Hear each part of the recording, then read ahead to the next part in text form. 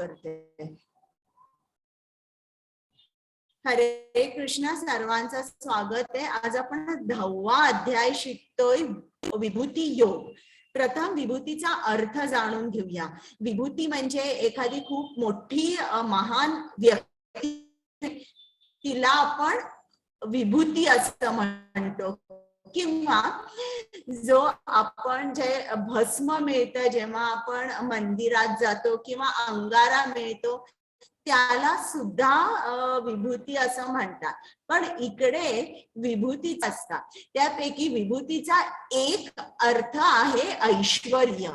तर कृष्ण आज या 10व्या अध्यायात त्याच्या ऐश्वर्याबद्दल सांगणार आहे. तर आता तो त्याच्या ऐश्वर्याबद्दल का सांगणार आहे, कारण तेही कारण त्यांनी सांगितलंय. पण अर्जुनाला कृष्णाचं ऐश्वर्य बघायचंय. त्याला का बघायचंय बरं, किंवा कृष्णाला सुद्धा का दाखवायचंय? कृष्ण काय अहंकारी आहे का, किंवा त्याला दाखवायचंय का की मी इतका श्रीमंत आहे, माझी शक्ती इतकी आहे? नाही. आणि अर्जुनाला का कृष्णाचं ऐश्वर्य बघायचंय? कारण एकसारखा अर्जुन ऐकतोय. तर प्रत्येक अध्यायामध्ये तो ऐकतोय की तुझं मन तू माझ्यामध्ये स्थिर कर.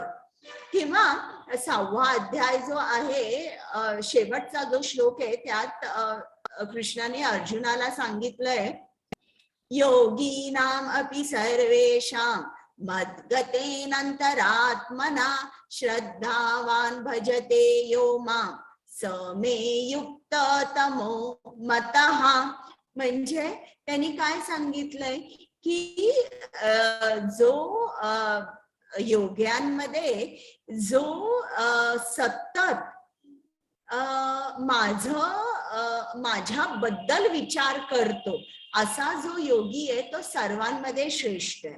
मग 9व्या अध्यायात कृष्णाने सांगितलंय महात्मा कोण आहे. तुम्हाला लक्षात आहे का की महात्मा कोण आहे? जो कृष्णाला शरण गेलेला आहे. आणि महात्मा काय करत असतो? कृष्णाने सांगितलंय सततम कीर्तयन्तो मां. तो सतत माझं कीर्तन करत असतो. आणि मग शेवटचा जो श्लोक आहे 9व्या अध्यायात, त्यात सांगितलेलं आहे, मनमना भव मद्भक्तो मद्याजी मां नमस्कुरु मामे वैश्यसि युक्त्वैव मात्मानं मत्परायणः. म्हणजे जो माझा भक्त आहे तो काय करतो? त्याच्या मनामध्ये फक्त माझे विचार ठेवतो, तो मलाच नमस्कार करतो, माझी पूजा करतो. आणि जेव्हा असं करतो तेव्हा निश्चितच त्याला माझी प्राप्ती होते. तर एकसारखा अर्जुन ऐकतोय की सतत कृष्णाचा विचार केला पाहिजे, सतत कीर्तन केलं पाहिजे. आणि 8व्या अध्यायात त्यांनी हे पण सांगितलंय की तू माझं स्मरण कर आणि युद्ध कर. म्हणजे दोन्ही गोष्टी, की कर्तव्यही तुझं केलं पाहिजे, त्याबरोबर माझंही स्मरण केलं पाहिजे. आणि मग आता इतकं कृष्ण सांगतोय माझं स्मरण एकसारखं ठेव, एकसारखं ठेव. मग ते कसं ठेवता येईल स्मरण? तर अर्जुनाला असं वाटतंय की जर मी कृष्णाचं ऐश्वर्य बघितलं तर निश्चितच मी सतत त्याचा विचार करेन. काय असतं, जो साधा माणूस असतो तो भक्त वगैरे नाहीये, तो एकदम साधा आहे, तर त्याला कृष्णाचं जे फिजिकल रिप्रेझेंटेशन आहे किंवा ही स्थूल प्रतीके जी आहे ती बघितल्यानंतर पटकन त्याचं मन कृष्णाकडे डायव्हर्ट होतं. उदाहरणार्थ, एक नट आहे आणि आपण समजा जर चाललेलो आहे आणि त्याचं एक मोठं फार्म हाऊस आहे, तर फार्म हाऊस बघितल्यावर आपण डायरेक्टली आपला विचार कुठे जातो? तो जो नट आहे, आपण म्हणतो बापरे हिने केवढे पैसे केले आहेत आणि इकडे तो मला वाटतं वीकेंड्सला असतो, किंवा काहीतरी आपण त्या नटाबद्दल बोलतो जेव्हा आपण त्याचा फार्म हाऊस बघतो. बघतो का, ही आपली टेंडन्सी आहे की आपण पैशाकडे, रूपाकडे किंवा ज्ञानाकडे आकर्षित होतो. मग आता बघा, आपण कितीतरी गोष्टी या जगामध्ये बघतो, सौंदर्य बघतो, बल बघतो, ज्ञान बघतो, कोणाची तरी प्रसिद्धी बघतो, कोणाचा आवाज अतिशय सुंदर असतो, ते छान गातात, पेंटिंग बघतो आपण. हे सगळं जेव्हा या सुंदर सुंदर गोष्टी आपण बघतो तेव्हा कृष्ण म्हणतो की तुम्हाला हे लगेच समजेल की याचा जो स्रोत आहे तो मी आहे, मी या सर्वाचा उगम आहे. मग जेव्हा आपण कृष्णाबद्दल सतत विचार केला नाही तरी स्थूलपणे तरी आपण त्याचा विचार करू शकतो आणि मग आपलं मन आपोआप कृष्णाकडे डायव्हर्ट होतं. म्हणून अर्जुन कृष्णाला सांगत आहे की मला तुझं ऐश्वर्य बघायचंय. आता आपण पुढे बघूया. प्रथम ज्यांच्या आनंदासाठी मी तुम्हाला भगवद्गीता सांगते आणि ज्यांच्या आनंदासाठी तुम्ही भगवद्गीता ऐकताय त्या श्री राधा गोविंदांना आपण जिकडे आहोत तिकडनं साष्टांग नमस्कार करूया. कृष्ण कृपा मूर्ती श्रील प्रभुपाद ज्यांनी आपल्यासाठी भगवद्गीता सोप्या शब्दात लिहून ठेवली आहे, त्यांचे आशीर्वाद घेऊया. त्यांच्याशिवाय हा उपक्रम घडू शकला नसता. नामानिष्ठ प्रभूजी आणि प्रेमा माताजी, प्रेमा माताजींनी मला ट्रेनिंग दिलं, नामानिष्ठ प्रभूजींनी या स्लाइड्स तयार केल्या. त्या दोघांनाही माझा दंडवत प्रणाम. माझे को होस्ट, ऍडमिन, टेक्निकल टीम या सर्वांचं सहकार्य असल्यामुळे मी हा अध्याय, मी ह्या भगवद्गीता 18 दिवसांचा उपक्रम घेऊ शकते. कुमुद माताजी मी येते. माताजी बरं, चालेल. आता इकडे बघा, हे जगन्नाथ, सुभद्रा आणि बलदेव हे आहेत. आपण इकडे इस्कॉन मध्ये जगन्नाथाची सुद्धा खूप आराधना करतात. यांची गोष्ट मी तुम्हाला कधीतरी सांगेन. तर आता आपण 9व्या अध्यायात काय काय शिकलो की कृष्ण जे ज्ञान देणार आहे त्याच्या भक्तीबद्दल, अनन्य भक्तीचं जे तो आपल्याला ज्ञान देणार आहे ते ज्ञान अतिशय गुह्य आहे आणि ही राजविद्या आहे. आपण बघितलं MD, MS, PhD, LLM वगैरे या ज्ञानाला कृष्णाने राजविद्या म्हटलेलं नाही आहे. आत्मज्ञानाला राजविद्या म्हटलंय कारण ही जी राजविद्या आहे ती आत्मसात करून आपल्या ज्या मुख्य समस्या आहे, जन्म, मृत्यू, जरा, व्याधी, याच नष्ट होतात आणि आपल्याला कृष्णाची प्राप्ती होते. आणि मग मी तुम्हाला सांगितलं हे ज्ञान पवित्र आहे कारण जे पाप आहे त्याचे परिणाम तर ते घालवतच, पण पापाचं बीज जे आहे ते बीज सुद्धा भक्ती जाळून टाकते. मग इकडे जर कृष्ण प्राप्ती व्हायची असेल तर आपल्याला काय केलं पाहिजे? कृष्णाला शरण गेलं पाहिजे आणि सतत कीर्तन केलं पाहिजे. आणि शेवटच्या श्लोकामध्ये कृष्णाने सांगितलंय की जो माझी अनन्य भक्ती करेल त्याला माझी प्राप्ती होईल. आता हा 10वा अध्याय कृष्ण आपल्याला सांगणार आहे की तो आपल्या सर्वांचा उगम आहे. मग भगवद्गीतेचा सार, कोणी जर तुम्हाला विचारलं की 18 दिवस तुम्ही भगवद्गीता जाऊन शिकताय तर मग काय शिकला तुम्ही नेमकं, तर 10.8 ते 10.11 याच्यामध्ये भगवद्गीतेचा सार दिलेला आहे. म्हणून 10.8 ते 10.11 या श्लोकांना चतुर्श्लोकी भगवद्गीता असंही म्हणतात. मग त्याच्यानंतर अर्जुनाने कृष्णाचे सर्वोच्च पद स्वीकारले मग त्याच्यानंतर अर्जुनाने खूप सुंदर प्रार्थना केली आहे, ती आपण ऐकूया. आणि अशी ही प्रार्थना केली आहे की तुम्ही कुठेतरी लिहून ठेवा. तुम्ही कधीही कृष्ण मंदिरात गेला की अर्जुना सारखीच तुम्ही प्रार्थना करा. आणि मग त्याच्यानंतर श्रीकृष्णाने त्यांचं ऐश्वर्य अर्जुनाला दाखवलेलं आहे. आता हा जो पहिला श्लोक आहे त्यात श्री भगवान म्हणाले, हे महाबाहो अर्जुना, पुन्हा ऐक, तू माझा प्रिय मित्र असल्यामुळे तुझ्या हितार्थ मी तुला हे ज्ञान प्रदान करीन, जे मी पूर्वी सांगितलेल्या ज्ञानापेक्षाही श्रेष्ठ आहे. आता बघा इकडे श्रीकृष्ण ऐकण्याला किती महत्व देत आहेत. ते काय सांगतायत, जो श्लोक आहे तो त्याची सुरुवातच अशी आहे, भूय एव महाबाहो शृणु. भूय म्हणजे पुन्हा, शृणु म्हणजे ऐक. म्हणजे इकडे कृष्णाने श्रवण करायला खूप खूप महत्व दिलंय. मग श्रवणाला इतकं महत्व का आहे? कारण आपण आपले जे इंद्रिय आहेत ती परिपूर्ण नाहीयेत, ती अपूर्ण आहेत. मी दुसऱ्या अध्यायातच तुम्हाला सांगितलं, तुमच्या डोळ्यांनी तुम्हाला आरशाशिवाय तुमच्या भुवया सुद्धा दिसू शकत नाही. तर जर आपल्याला ज्ञान घ्यायचं असेल, आध्यात्मिक ज्ञान, तर ते फक्त 3 मार्गाने आपण घेऊ शकतो, गुरु, साधू आणि शास्त्र. यापेक्षा दुसरा कुठलाही मार्ग नाहीये. आणि आपण जे ज्ञान घेत असतो ते आपल्या इंद्रियातून घेत असतो, त्याला म्हणतात प्रत्यक्ष प्रमाण. पण ते चुकीचं असतं, का आताच मी तुम्हाला सांगितलं की इंद्रिय आपली अपूर्ण आहेत. मग अनुमान प्रमाण म्हणजे अनुभवाने आपण ज्ञान घेत असतो, पण ते सुद्धा ज्ञान सीमित असतं, कारण परत आपली इंद्रिय जी आहे ती परिपूर्ण नसतात.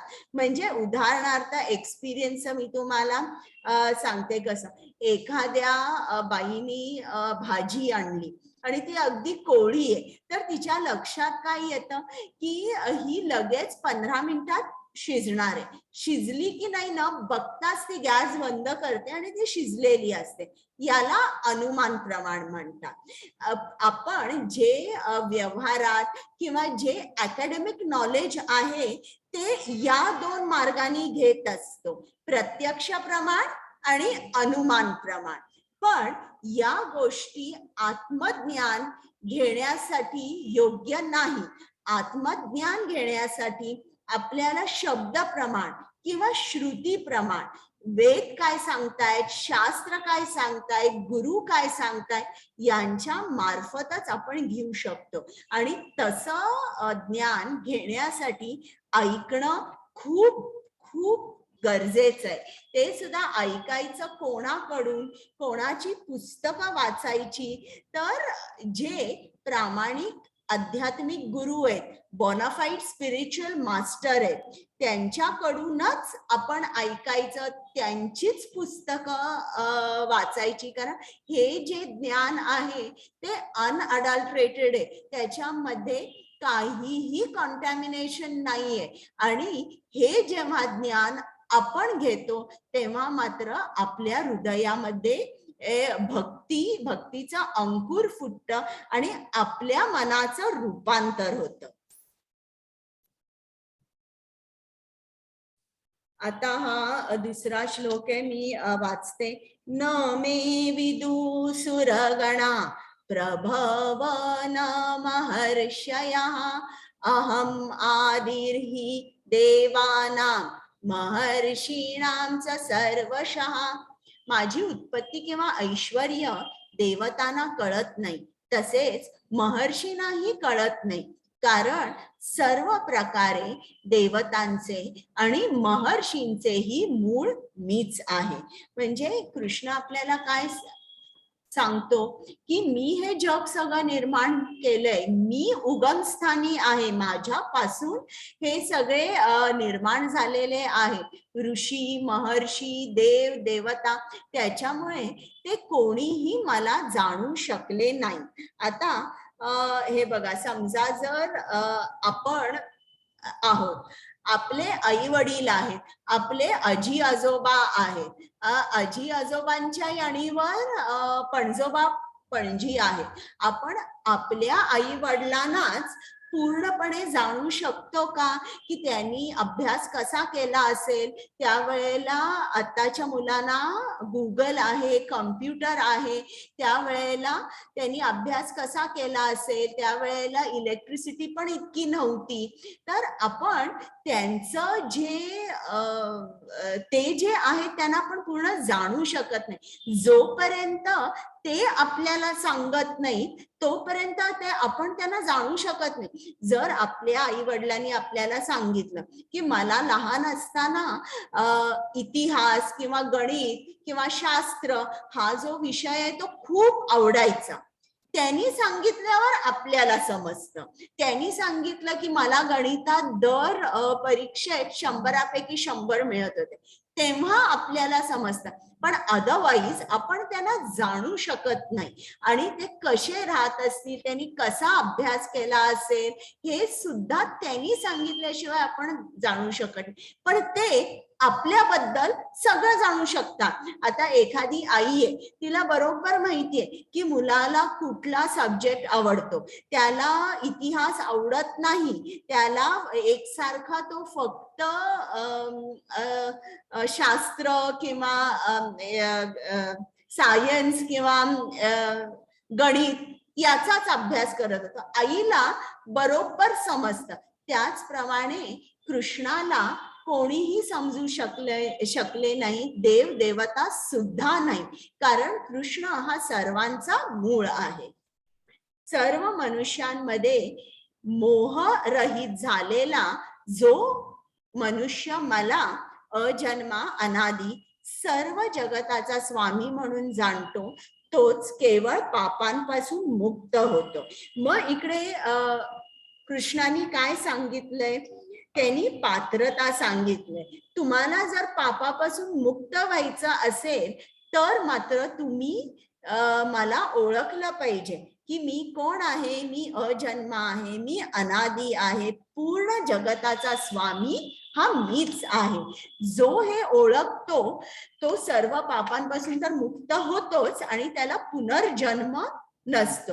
आपण हे थिअरॉटिकल जाणू शकतो, हो हे कृष्णाने सांगितलंय ना, पण तसं आहे. पण प्रॅक्टिकल अंडरस्टँडिंग आपलं 1% सुद्धा नसतं. ज्या दिवशी तुम्हाला प्रॅक्टिकल अंडरस्टँडिंग असेल या श्लोकाचं, त्या दिवशी तुमचा जो भ्रम आहे ना तो पूर्ण जाईल की कृष्ण हा पूर्ण जगताचा स्वामी आहे. त्याचं तुमचं नातं काय आहे याचा उलगडा झाल्यावर तुम्ही महात्मा व्हाल.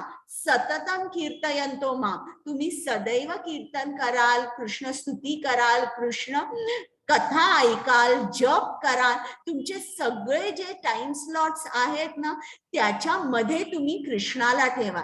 जे काही काम करताय ते तुम्ही कृष्णाच्या आनंदासाठी करा. आपल्याला थिअरॉटिकल समजतं पण प्रॅक्टिकल अंडरस्टँडिंग खरं म्हटलं तर झिरोच असतं. आता 6वा श्लोक आहे. सप्तर्षी गण आणि त्यांच्या पूर्वीचे 4 महर्षी तसेच मनु मानव जातीचे प्रजापती माझ्या मनापासून निर्माण होतात, म्हणजे माझ्यापासून उत्पन्न होतात आणि विविध लोकांवरील निवास करणारे सर्व जीव त्यांच्यापासून उत्पन्न होतात. आता इकडे सप्तर्षी म्हणजे अत्री, अगस्ती, भारद्वाज, गौतम, जमदग्नी, वशिष्ठ आणि विश्वामित्र. आणि 4 महर्षी म्हणजे 4 कुमार, सनक, सनातन, सनंदन आणि सनत कुमार.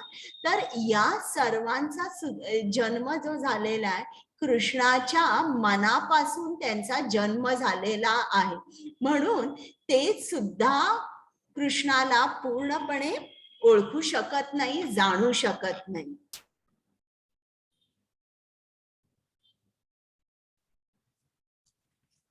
10.7 एतां विभूतिं योगं च मम यो वेत्ति तत्त्वतः सो विकल्पेन योगेन युञ्जते नात्र संशयः, युज्यते नात्र संशयः. ज्याला माझ्या ऐश्वर्याची आणि योग शक्तीची वास्तविकपणे खात्री पटते तो अनन्य भक्ती योगामध्ये तत्पर होतो, यात मुळीच संशय नाही. तर इकडे मी तुम्हाला सांगितलं, आपल्याला थिअरॉटिकल अंडरस्टँडिंग असतं, थिअरॉटिकली समजतो, पण प्रॅक्टिकली आपला आचार जो असतो तो पूर्ण वेगळा असतो. आता इकडे ही स्लाइड त्यांनी दाखवलेली आहे.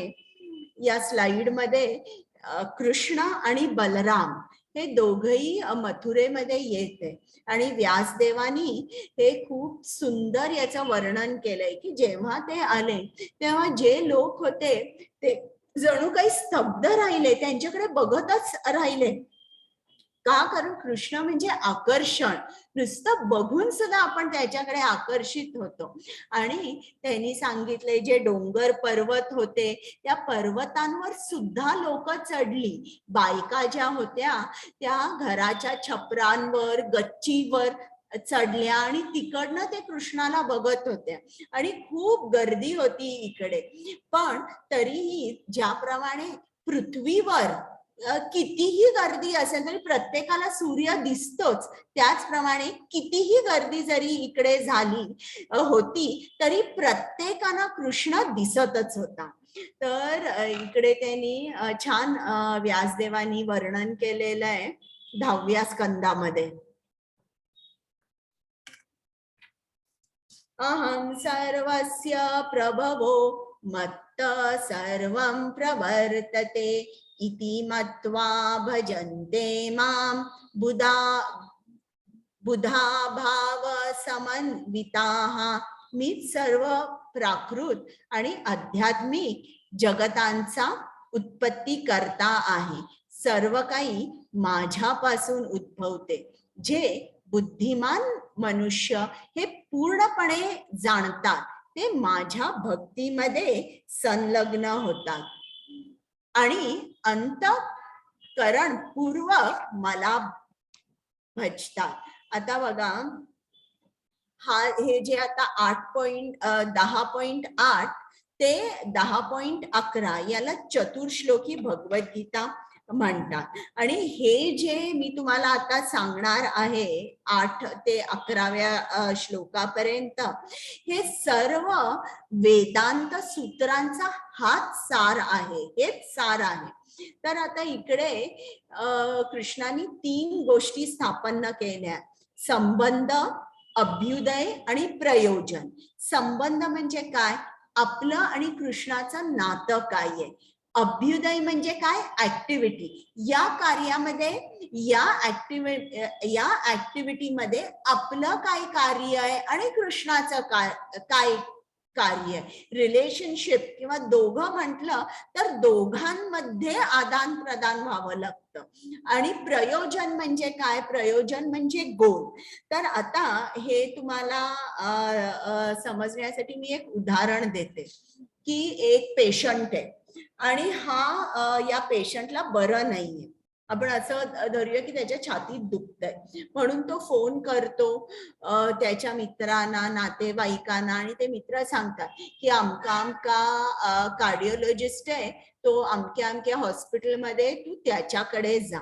आणि सगळ्यांचे तो रेफरन्स घेतो आणि तो त्या डॉक्टरकडे जातो.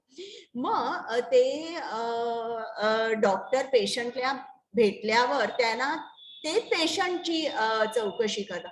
तुमचं नाव काय, तुमचं वय काय, तुम्ही कुठे काम करता, किंवा तुम्हाला काय त्रास होतोय, आणि असं हा संबंध झाला की हा जो पेशंट आहे त्यांनी सुद्धा डॉक्टराची जी माहिती आहे ती काढली आणि डॉक्टरनी सुद्धा तो पेशंट आल्यावर तुमचं नाव, तुमचं वय, तुम्ही कुठे राहता, काय काम करता, तुम्हाला काय त्रास होतोय, अशी डॉक्टरनी सुद्धा सगळी माहिती काढली.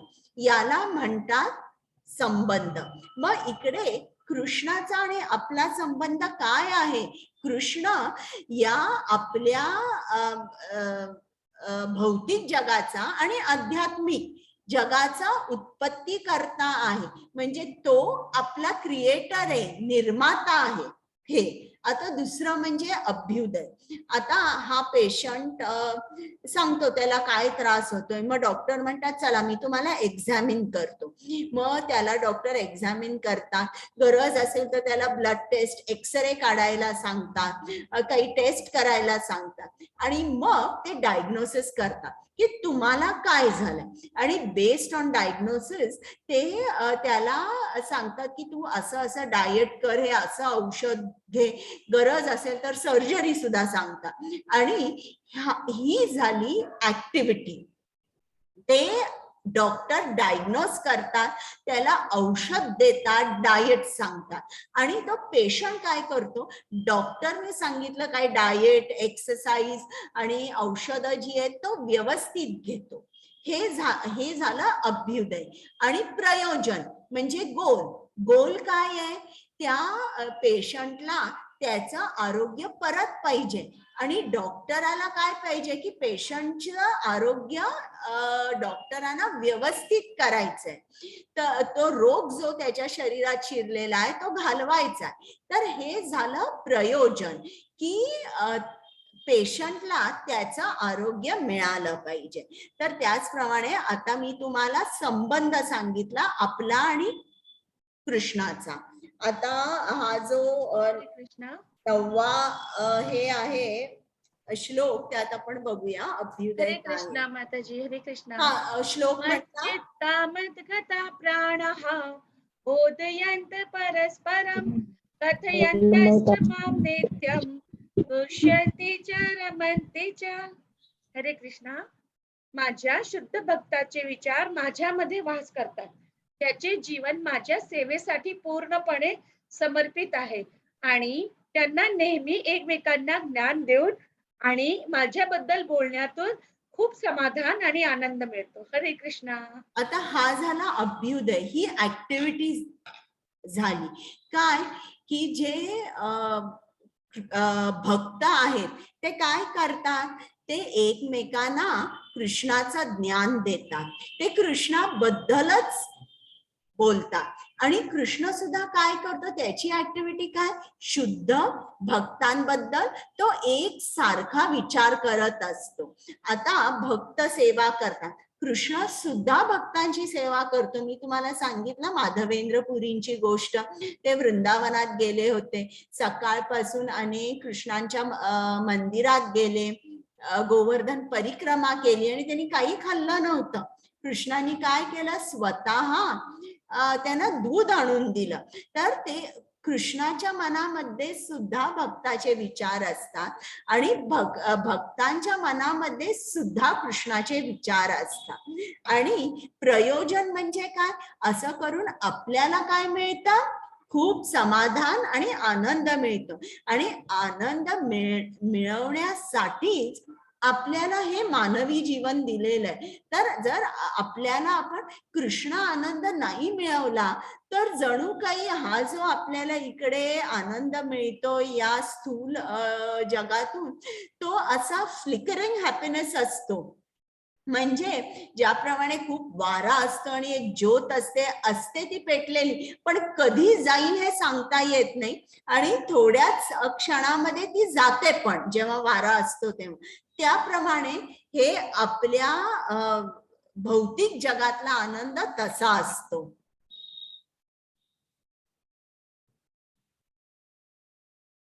हे बघा इकडे शिल प्रभुपाद हे अमेरिकेमध्ये प्रवचन देत आहेत, संकीर्तन करतायत. हरे कृष्ण. कुमुद हरे माताजी. कृष्णा. हरे कृष्णा. तेषां सततयुक्तानां भजतां प्रीतिपूर्वकं ददामि बुद्धियोगं तं येन मामुपयान्ति ते. जे प्रेमाने माझी सेवा करण्यासाठी सतत समर्पित असतात त्यांना मी समज देतो की ते माझ्याकडे येऊ शकतात. हरे कृष्ण. आता प्रयोजन. प्रयोजन मध्ये फक्त असं नाही की भक्त समाधानी आनंदी होतात. कृष्णाला सुद्धा ते भक्त त्याच्या जवळ पाहिजे असतात, त्याला सुद्धा त्यांची प्राप्ती हवी असते.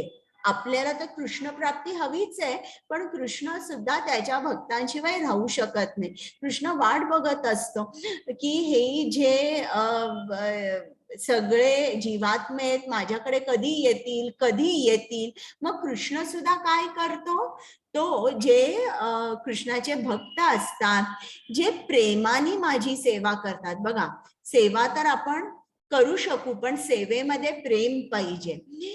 प्रेमाने माझी सेवा जे करतात आणि जे समर्पित असतात, जे भक्त समर्पित असतात, कृष्ण काय करतो, त्यांना समज देतो, म्हणजे त्यांना बुद्धी देतो की ते माझ्याकडे येऊ शकतात.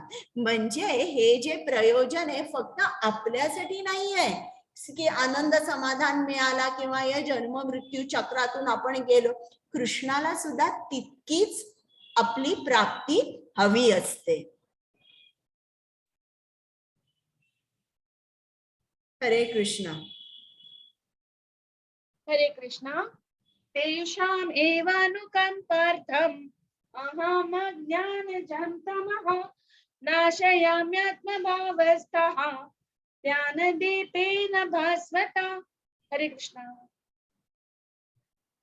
त्याच्यावर विशेष अनुग्रह करण्यासाठीच त्याच्या हृदयात वास करणारा मी ज्ञानरूपी तेजस्वी दीपाने अज्ञानामुळे उत्पन्न झालेल्या अंधकाराचा नाश करतो. हरे कृष्ण. म्हणजे बघा, जेव्हा तुम्ही रोज नियमितपणे जप करता, भक्ती योगाचे नियम पाळता आणि सेवा करता, तेव्हा कृष्ण काय करतो, तुमच्या हृदयात जे अज्ञान आहे ते अज्ञान हळूहळू तो घालवतो. कसं घालवतो, ज्ञानरूपी दीप प्रज्वलित करून ते अज्ञान जे अंधकार आहे कृष्ण त्याचा नाश करतो. आता इकडे शब्द वापरलाय त्यांच्यावर विशेष अनुग्रह करण्यासाठी त्यांच्या हृदयात वास करणारा मी ज्ञानरूपी तेजस्वी दीपाने अंधकाराचा नाश करतो. म्हणजे विशेष अनुग्रह. म्हणजे बघा, आता श्रील प्रभुपाद इकडे एक उदाहरण देतात की आपल्या समजा जर एका माणसाने दुसऱ्या माणसाचा खून केला, आता जो खुनी आहे त्याला मनुसंहितेप्रमाणे लाईफ फॉर लाईफ असं आहे बरं का.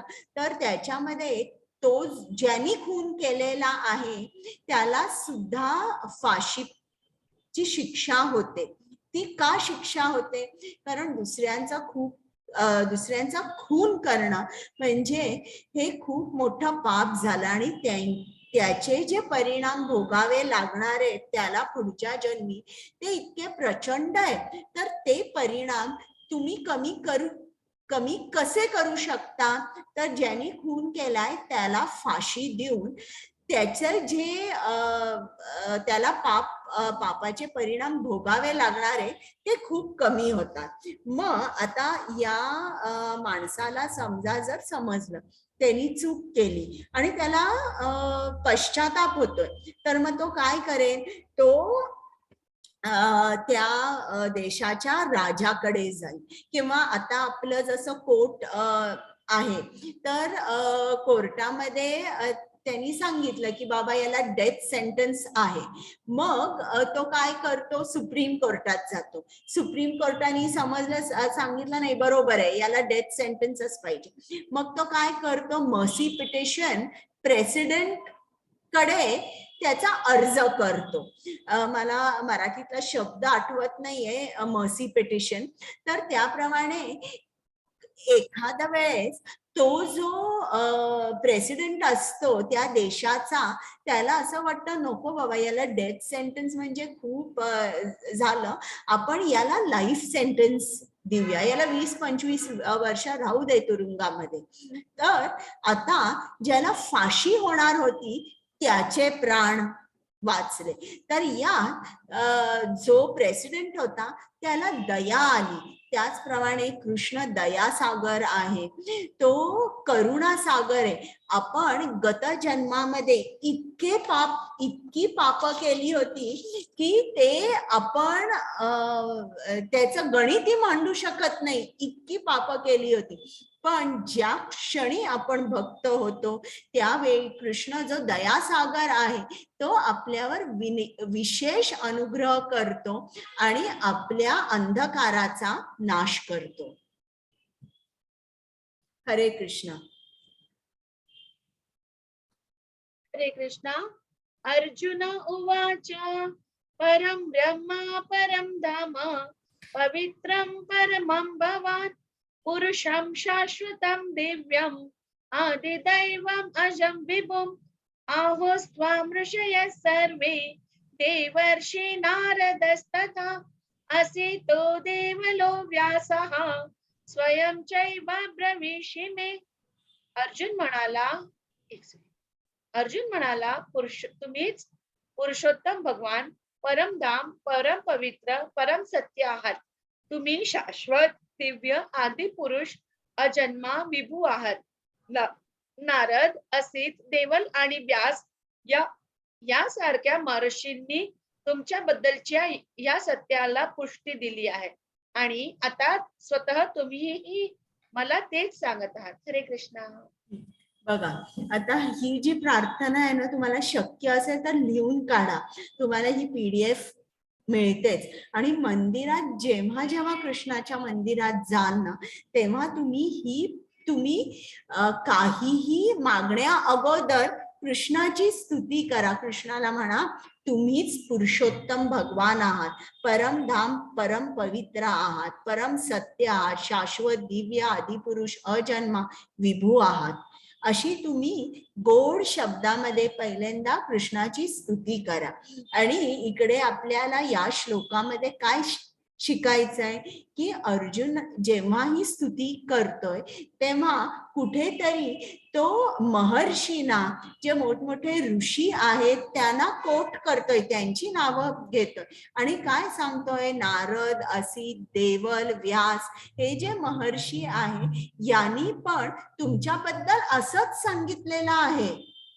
अशा तऱ्हेने श्रील प्रभुपाद म्हणतात की तुम्ही जेव्हा क्लास घेता किंवा तुम्ही कोणी शिकवता किंवा कुठल्याही जर भक्तांना शंका असेल तर ती शंका दूर करताना तुम्ही सुद्धा असं कोट केलं पाहिजे. मग तुम्ही काय कोट करा, श्रीमद भागवतम मध्ये काय सांगितलंय, भगवद्गीतेमध्ये काय सांगितलंय. कारण जेव्हा तुम्ही कोट करून बोलता की हे असं आहे तेव्हा त्या बोलण्याला बळ असतं, त्या बोलण्याला आधार असतो.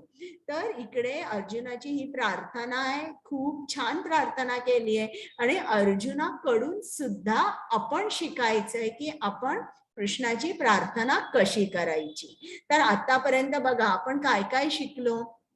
कृष्णाने सांगितलंय मी सर्वांचा उगम आहे, देव देवता महर्षी 4 कुमार सप्तऋषी या सर्वांचा मी निर्माता आहे. त्याच्यामुळे कोणीही मला पूर्ण तऱ्हेने जाणू शकलं नाही आणि मी अजा आहे, आदी आहे, अजन्मा आहे आणि ज्या कोणाला हे समजतं, थिओरॉटिकली नाही प्रॅक्टिकल अंडरस्टँडिंग सुद्धा ज्याला याच्याबद्दल आहे की मी सर्व जगताचा स्वामी आहे, तो या जन्म मृत्यू चक्रातून मुक्त होतो आणि त्याचं जे पाप त्यांनी जे काय केलं असेल ते पाप सर्व नष्ट होतं. आणि मग कृष्ण आपल्याला चतुश्लोकी भगवद्गीतेमध्ये संबंध, अभ्युदय आणि प्रयोजन याच्याबद्दल सांगितलेलं आहे. आता पुढे आपण अजूनही प्रार्थना आहे, आपण ऐकूया. हरे कृष्ण. हरे कृष्णा. सर्वमेतद्ऋतं मन्ये यन्मां वदसि केशव नहि ते भगवनं व्यक्तिं विदुर्देवान दानवः. हे कृष्ण, तुम्ही जे सर्व मला सांगितले आहे ते मी पूर्णतया सत्य मानतो. हे भगवान, देवता तसेच दानव तुमचे व्यक्तित्व जाणू शकत नाही. श्लोक क्रम 15. हे पुरुषोत्तम, हे भूत भावन, हे भूतेश, देवादिदेव, हे जगतपते, खरोखरच तुम्हीच केवळ आपल्या अंतरंगा शक्तीद्वारे स्वतःला जाणू शकता. हरे कृष्ण. म्हणजे जेव्हा आपण कृष्णाकडे प्रार्थना करतो तेव्हा आपण असं म्हणायला पाहिजे की तुम्हीच या भौतिक जगाचे, आध्यात्मिक जगाचे स्वामी आहात आणि तुम्हाला कोणीही जाणू शकत नाही. कृष्णा, मीही तुम्हाला जाणू शकत नाही. मी तुम्हाला फक्त तुम्ही कृपा जर माझ्यावर केली तरच मी तुम्हाला जाणू शकतो. हे आपण म्हणतो का? आपण एक्सेप्ट करतो का की कृष्ण हा निर्माता आहे, कृष्ण आपला क्रिएटर आहे, आपली पोझिशन सबऑर्डिनेट आहे, आपण कनिष्ठ आहोत, कृष्ण श्रेष्ठ आहे, आपली पोझिशन खूप खाली आहे, कनिष्ठ आहोत आपण हे एक्सेप्ट करतो की मंदिरात जाऊन ऑर्डर लिस्ट घेऊन जातो, कृष्णा मला हे पाहिजे, मला ते पाहिजे, त्याची काही स्तुती करत नाही, त्याला या जगताचा स्वामी मानत नाही, फक्त आपली इच्छा पूर्ण होण्यासाठी आपण एक लिस्ट घेऊन जातो की मला काय काय हवंय. तर आपण कृष्णाला जाणू शकत नाही. कृष्ण जो आहे तो श्रेष्ठ आहे, आपण कनिष्ठ, आपली सबऑर्डिनेट पोझिशन जी आहे ती कायमच राहते, आपण कृष्णाचे नित्य सेवक आहोत. तर हे आपल्याला लक्षात आलं पाहिजे आणि त्याप्रमाणे आपलं आचरण असलं पाहिजे. हरे कृष्ण. हरे कृष्णा. हे योगेश्वर कृष्ण, मी तुमचे कसे निरंतर चिंतन करावे आणि मी तुम्हाला कसे जाणावे. एक सेकंद. हे भगवान, कोणकोणत्या विविध रूपात मी तुमचे स्मरण करावे. श्लोक क्रम 18. हे जनार्दन, कृपया आपल्या योग शक्तीचे आणि ऐश्वर्याचे विस्ताराने वर्णन करून सांगा. तुमच्याबद्दल श्रवण करून मी कधीच तृप्त होत नाही, कारण मी जितके अधिक श्रवण करतो तितके अधिक मला तुमच्या अमृतमयी संभाषणाचे रसास्वादन करण्याची इच्छा होते. हरे कृष्ण.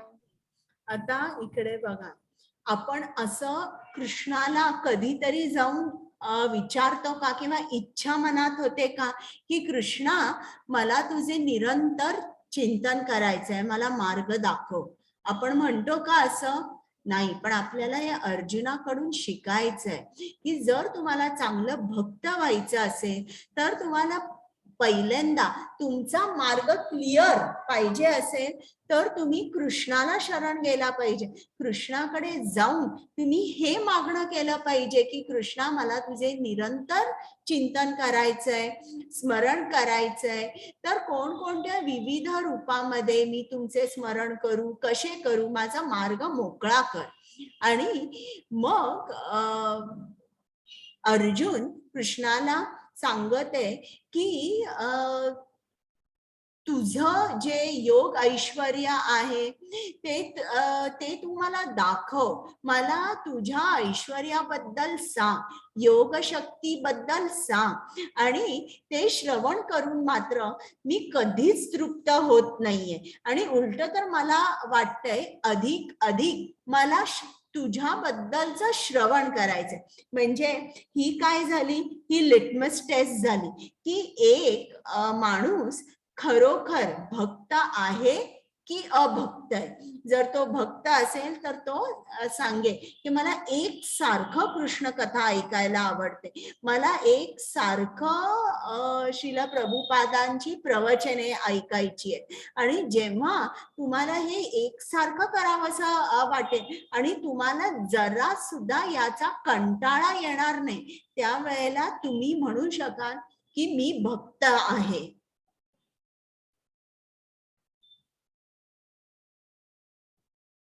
हरे कृष्ण. हरे कृष्णा. श्लोक क्रम 19. श्री भगवान म्हणाले, ठीक आहे, मी तुला माझ्या विलोभनीय अभिव्यक्तीबद्दल सांगेन, परंतु ज्या प्रमुख अभिव्यक्ती आहेत त्याचेच मी कथन करीन, कारण हे अर्जुन माझे ऐश्वर्य अनंत आहे. हरे कृष्ण. म्हणजे इकडे कृष्ण अर्जुनाला सांगतोय की जे जे काय माझं मुख्य ऐश्वर्य आहे, माझं ऐश्वर्य अनंत आहे, ते सगळं मी दाखवू शकणार नाही, म्हणून तुला माझ्या ऐश्वर्याची मी तुला एक झलक दाखवतो. आता हे तुम्ही PDF मध्ये हे कराल, बघाल, कृष्णाने त्याचं सगळं ऐश्वर्य सांगितलंय. पण थोडस या इकडे पण या स्लाइड मध्ये दाखवलेलं आहे. उदाहरणार्थ सर्व ऋषींमध्ये मी नारद आहे. तर आता तुम्हाला सांगता येईल का सर्व रुद्रांमध्ये कृष्ण कोण आहे? हे कोण आहे? तुम्ही हे करा, अनम्यूट करून सांगा, हे कोण आहे? महादेव. बरोबर. सर्व रुद्रांमध्ये मी शंकर आहे. मग हे कोण आहेत? सर्वांनी भाग घ्या, सांगा बरं. ब्रह्मदेव. बरोबर. हा कुठला शब्द आहे? ओम. ओम. सर्व शब्दांमध्ये मी ओंकार आहे. हे कोण आहे? हनुमान. कोण? हनुमान. हनुमान आहे का? कपिल मुनी. कपिल मुनी. बरं. हे इकडे कोण आहे ज्यांनी हातामध्ये धनुष्य घेतलं आहे? श्रीराम. प्रभू रामचंद्र. बरोबर.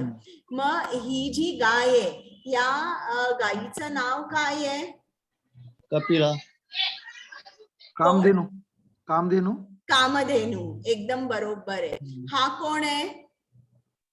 तो आता युद्ध करणार आहे गीता ऐकून. अर्जुन. अर्जुन. सर्व पांडवांमध्ये मी अर्जुन आहे. हे कोण आहेत? व्यासदेव. बरं. हा पक्षी कोण आहे? गरुड. गरुड. सर्व पक्ष्यांमध्ये मी गरुड आहे. आणि सर्व प्राण्यांमध्ये मी सिंह किंवा मृगेंद्र आहे. हा कोण आहे?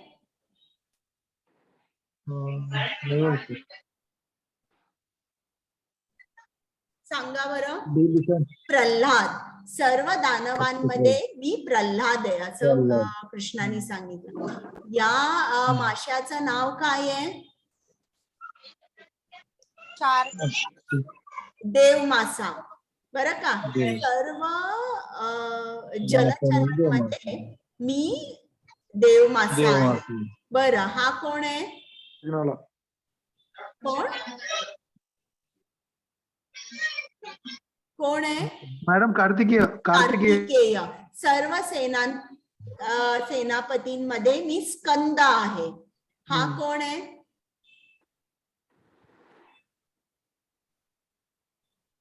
वरुण. बरं. ज्यांनी दंड हातात घेतलेला आहे, हा कोण आहे? शनिदेव. यम. या सर्पाचं नाव काय आहे? 5 तोंड दाखवली आहेत. वासुकी का मॅडम? वासुकी. बरोबर. शेष म्हणजे हा इकडे. शेषनाग ते आहेत. बरं. हा कोण आहे? कुबेर. कुबेर. बरोबर. त्याच्या हातामध्ये धन आहे. हा कोण आहे? कदाचित ओळखता नाही येणार. हा चित्ररथ आहे. सर्व गंधर्वांमध्ये मी चित्ररथ आहे. या हत्तीचं नाव काय आहे? ऐरावत. ऐरावत. ऐरावतावर कोण बसलेला आहे? इंद्र. सर्व देवांमध्ये मी इंद्र आहे. बरं, इकडे या घोड्याचं नाव काय आहे? उच्चैश्रवा. सर्व अश्वांमध्ये मी उच्चैश्रवा आहे. आणि सर्व ताऱ्यांमध्ये मी कोण आहे असं कृष्णाने सांगितलंय? याला काय म्हणतात? चंद्र. बरोबर. आणि इकडे हे झाड फुलांनी बहरलेलं आहे. तर सर्व ऋतूंमध्ये मी वसंत आहे. वसंतला शब्द संस्कृत मध्ये कुसुमाकार असा वापरलेला आहे. तर अशा तऱ्हेने तुम्ही वाचा. सगळं कृष्णाने सांगितलंय की या सर्वांमध्ये मी कोण आहे हे नीट वाचा. हरे कृष्णा. कुमुद माताजी. हरे कृष्णा. हे शिवाय अर्जुन, मी सर्व अस्तित्वाची उत्पत्ती करणारा बीज आहे. असे कोणतेही अस्तित्व नाही, हलणारे किंवा न हलणारे, जे माझ्याशिवाय अस्तित्वात असू शकते. हरे कृष्णा. म्हणजे कृष्ण आपल्याला काय सांगतोय की तो आपला निर्माता आहे आणि त्याच्याशिवाय हे आपलं अस्तित्व असूच शकत नाही. आणि ते सुद्धा हलणारे किंवा न हलणारे. हरे कृष्णा. हरे कृष्णा. हे परंतप, माझ्या दिव्य विभूतींना अंत नाही. मी तुला जे जे सांगितले आहे ते माझ्या अनंत विभूतींचे केवळ सूचक आहे. हरे कृष्णा. म्हणजे कृष्ण का सांगतोय की आपल्या अर्जुनाला की माझ्या दिव्य विभूती अनंत आहेत. तुला एक झलक मी दाखवलेली आहे. म्हणजे आपल्याला एक या भौतिक जगामध्ये एखादा माणूस श्रीमंत असेल, आपण बघितलं की त्याच्या 5 गाड्या आहेत, BMW, ऑडी, मर्सिडीज, त्याचे 5-6 फ्लॅट्स आहेत, फार्म हाऊस आहे, की लगेच आपण कॅल्क्युलेट करतो की कमीत कमी याच्याकडे 50 कोटी तरी असले पाहिजे. आपण रफ कॅल्क्युलेशन करतो की हा फ्लॅट इतका, हा फ्लॅट इतका, या गाड्यांची किंमत अशी. तर कृष्ण काय सांगतोय की माझ्या विभूतीना अंत नाहीये. आपण कॅल्क्युलेट करू शकत नाही. कृष्णाचं ऐश्वर काय आहे हे आपण कॅल्क्युलेट करू शकत नाही. आणि या भौतिक जगामध्ये असे जे खूप ऐश्वर्यवान, संपत्तीवान, श्रीमंत लोक असतात, ते कधीही कॉमन मॅनसाठी, जे साधे ऑर्डिनरी माणसं असतात, त्यांच्यासाठी हे श्रीमंत लोक कधीही अवेलेबल नसतात, कधीच अवेलेबल नसतात. पण कृष्ण बघा, कृष्ण साध्यातल्या साध्या माणसासाठी, त्याच्याकडे काहीही ऐश्वर्य नसेल, पण जरी त्यांनी मनापासून भक्ती केली तर कृष्ण तिकडे येतो आणि त्याची सेवा करतो. म्हणजे कृष्ण हा सर्वांना अवेलेबल आहे.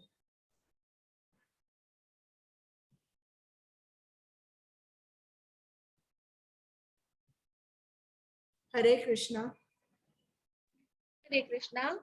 यद्यद् विभूतिमत्सत्वं श्रीमतोर्जितमेव वा तत्तद् एवावगच्छत्वं मम तेजोष संभवम्. सर्व ऐश्वर्यवान, सुंदर आणि तेजस्वी अभिव्यक्ती माझ्या तेजांच्या केवळ एकाच स्फुल्लिंगातून उत्पन्न झाल्या आहेत. हे तू जा. हरे कृष्ण. आता मी सर्वांना म्यूट करते, तुम्ही अनम्यूट होऊन जा.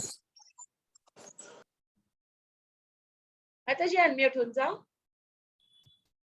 तर इकडे आपल्याला कृष्णाने काय सांगितलं, जे जे काही ऐश्वर्यवान, सुंदर, तेजस्वी आहे ते माझ्या तेजाच्या ठिणगीपासून त्याची निर्मिती झाली आहे.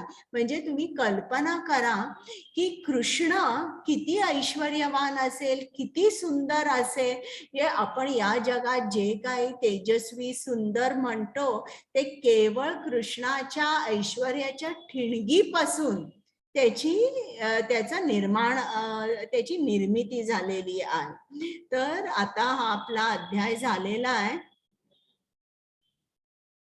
हा एक श्लोक आहे शेवटचा. हरे कृष्णा. अथवा बहुनैतेन किं ज्ञातेन तव अर्जुन विष्टभ्याहम् इदं कृत्स्नम् एकांशेन स्थितो जगत्. परंतु हे अर्जुन, या साऱ्या सविस्तर ज्ञानाची काय आवश्यकता आहे? माझ्या केवळ एकच अंशाने मी हे संपूर्ण विश्व व्यापून धारण करून राहिलो आहे. हरे कृष्ण. म्हणजे कृष्ण अर्जुनाला विचारतो की एवढं तुला सविस्तर ज्ञान, माझं ऐश्वर्य कशाला हवंय? मी हे या सर्व विश्वामध्ये आहे आणि तुला एवढं कशाला पाहिजे सगळं ज्ञान वगैरे? जणू काही एक लहान छोटासा मुलगा आहे आणि तो आपल्या आईला विचारतो, आई तू काय शिकलीयस, तुला किती पगार मिळतो, तू घर कसं मॅनेज करते, तू एवढी सुंदर कशी आहेस? तर ती आई म्हणेल, पण हे सगळं मी तुला सांगीन, माझा बँक बॅलन्स किती आहे, माझं शिक्षण कुठपर्यंत आहे, माझी काय पोझिशन आहे, मी काय काम करते, पण याची तुला गरजच कशाला आहे? ती तिच्या मुलाला विचारेल. तिला मुलाकडून काय हवं असतं? प्रेम हवं असतं. आणि ती तिच्या मुलाला काय देणार असते? प्रेम देणार असते. म्हणून अर्जुन म्हणतो, या प्रेमामध्ये हे सगळं ऐश्वर्याचं तू एवढं कशाला मला विचारतोयस? मी तर सर्वांमध्ये आहे, सगळीकडे मीच आहे.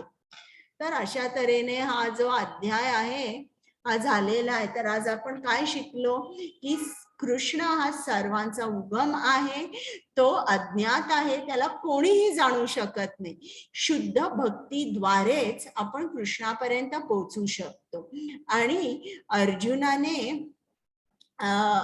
कृष्ण सर्वश्रेष्ठ आहे हे स्वीकारलं आणि मग भगवान श्रीकृष्णाने अर्जुनाला त्याचा ऐश्वर्य दाखवलं. तर आज आपण केलं हे भगवद्गीतेचा सार, चतुर्श्लोकी भगवद्गीता, संबंध, अभ्युदय आणि प्रयोजन. जर कोणी तुम्हाला विचारलं तुम्ही भगवद्गीतेत काय शिकला? संबंध, मी कोण आहे, कृष्ण कोण आहे. कृष्ण हा आपला उगम आहे, तो या जगताचा स्वामी आहे, हा संबंध झाला. अभ्युदय म्हणजे आपण काय केलं पाहिजे? आपण सतत कृष्णाचं कीर्तन केलं पाहिजे, त्याला सतत स्मरणामध्ये ठेवलं पाहिजे. आणि कृष्ण सुद्धा काय करतो? मग कृष्ण आपल्याला बुद्धी देतो, समज देतो, आपल्या अज्ञानाचा नाश करतो, ज्याने आपल्याला त्याची प्राप्ती होऊ शकते. आणि प्रयोजन म्हणजे काय? की आपल्याला सुख, समाधान, आनंद आणि कृष्ण प्राप्ती हवी असते. तर या 3 गोष्टी भगवद्गीतेमध्ये सांगितलेल्या आहेत. तर आता तुम्हाला कोणालाही काही प्रश्न आहेत का? तुम्ही विचारू शकता. मी रेकॉर्डिंग बंद करते.